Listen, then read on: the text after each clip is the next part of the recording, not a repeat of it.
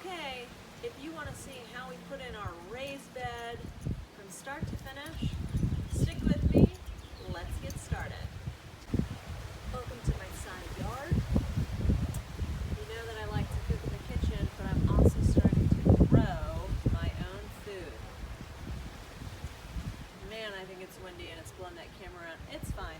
We're going to put in a raised garden bed here.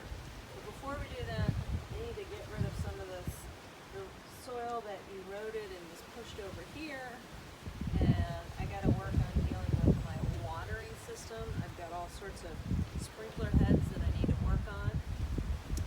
And then of course put the bed in place, fill it with soil and compost, and plant some starts. Stick with me, see how it turns out.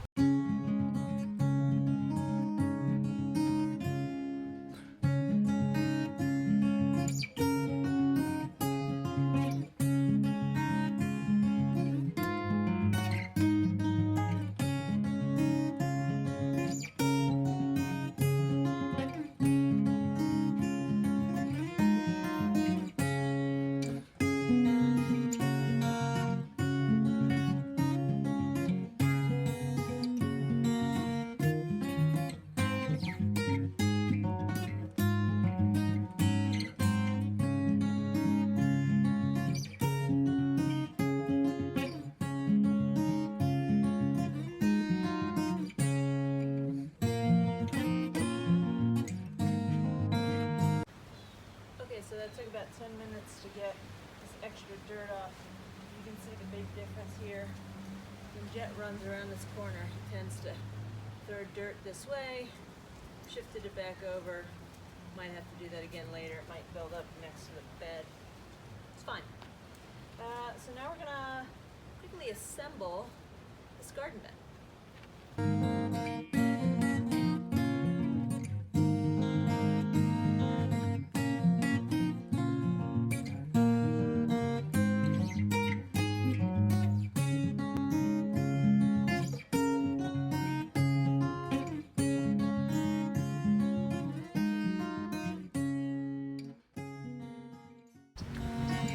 Well, it's pretty windy today.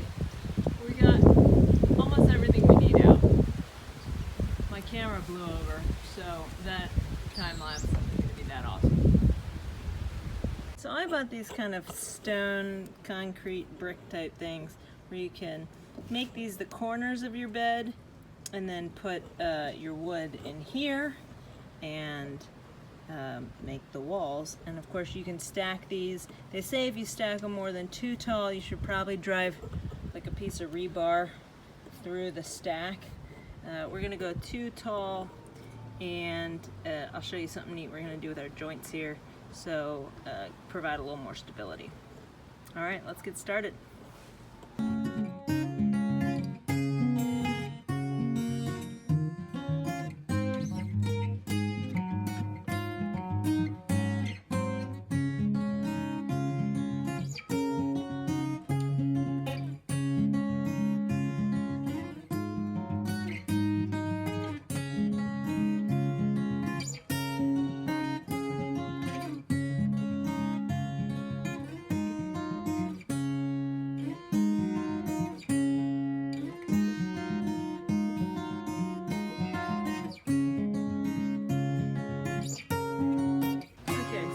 Is not exactly square.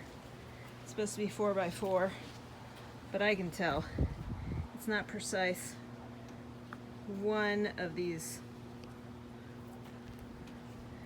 this side, I think comes out a little bit before it comes in, just to make the rest of this kind of fit. It's fine.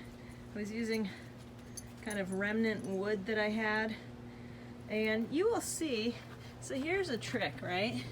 So these blocks are 6 inches, about 6 inches high. And so you could use, and then the gap here is like 2 inches. So they tell you can use two 2x6s to fill this, which is fine. Especially if you decide you're gonna drive rebar in there, or you know, if you're only doing a 1 layer, then getting a 2x6 would be a good idea. But what I like to do is a little different here. So what I did is I used 3, as you can see here, 3 2x4s. And so 3 times 4 is 12, 2 times 6 is 12. So they're both 6 inches high. But what I did here, you can see, is that this joint between the 2 bricks, if you use 2x6s, the wood would also have a joint there. So what I did is I split that joint by putting 1 2 inches below the break in the bricks and 2 inches above.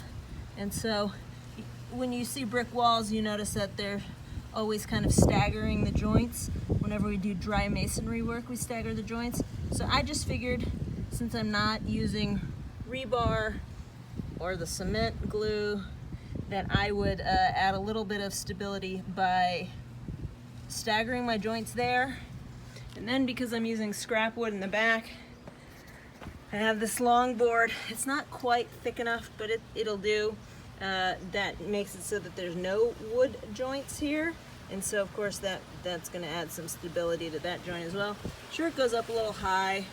That's fine in the back. I'm not stressed about that. So that is our quick construction. It took us about 30 minutes or so to do all that, including moving the dirt. So that looks really big, like I'm gonna need more soil than I have at the house, but that's okay. Stay tuned and you will see how the rest of this goes in the next video. Bye.